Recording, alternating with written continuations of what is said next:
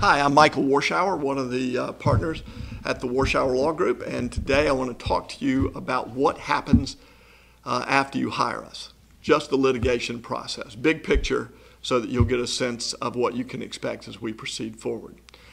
I'm only going to focus on this talk about what happens on the court side, not your communications with us, but just some of the things and topics that you're going to hear about. The first thing that we're going to do is file a complaint.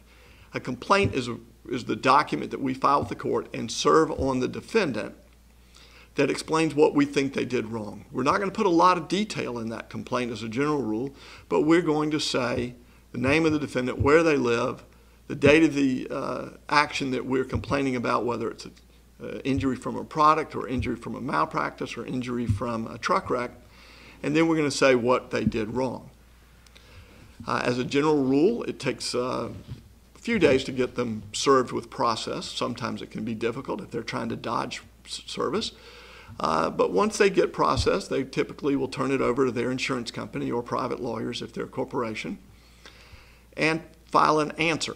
Now they have 30 days after they're served to file an answer. It's not uncommon for us as a professional courtesy to give them a few days extra. It always pays off to be considerate at the beginning of a lawsuit. You never know when you'll need a favor down the road.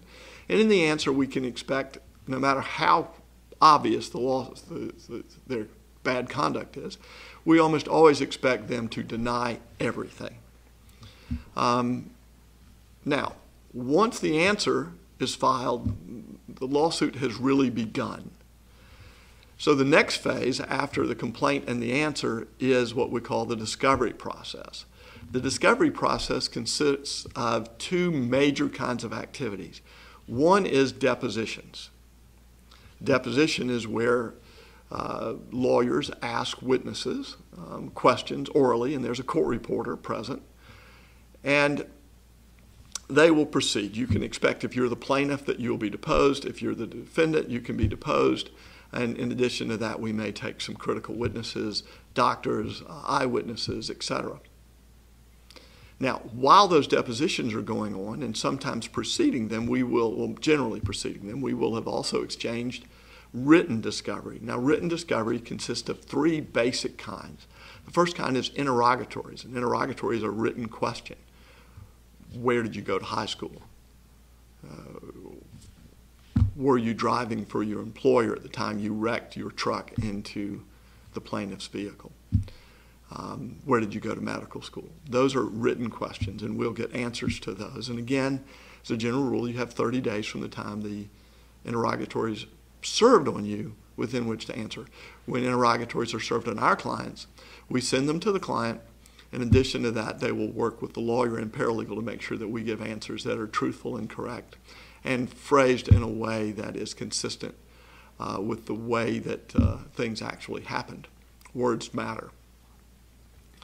Now, another form of written discovery is request for production of documents. And as the name implies, that is a document in which we request and the other side requests of us an exchange of documents. So, for example, in a truck wreck case, we would ask for things like the hours of service log, the bills of lading, timetables, driver's licenses, training records, employment records, medical records, all of that to find out about the defendant driver.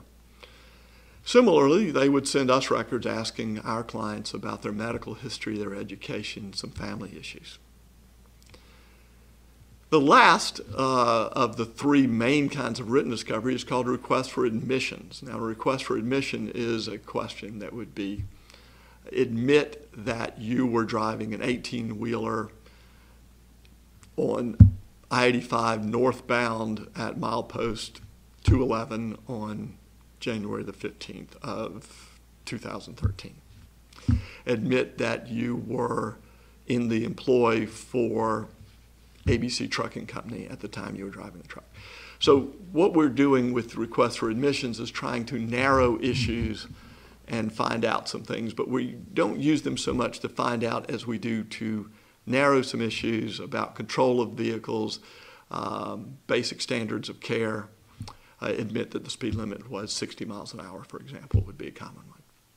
So at this point, we have talked a little bit about the filing of the lawsuit complaint and answer. We've talked about the discovery, which is depositions and exchange of written discovery. Then as we proceed towards the end of the lawsuit, as a general rule, courts are now requiring us to proceed with a mediation. If we go to a mediation, that will have occurred sometime either at the end of the discovery period or as we approach trial. As we get near to trial, we'll have to fill out a document called a pretrial order. And then as we get closer to trial, we'll have some other things that will be jury charges and other things that we file with the court. But that's the big picture in a very condensed fashion. And if you have any questions at all about how your case will progress, we're always here. We're always a phone call away or an email away, and it's something that we work for you.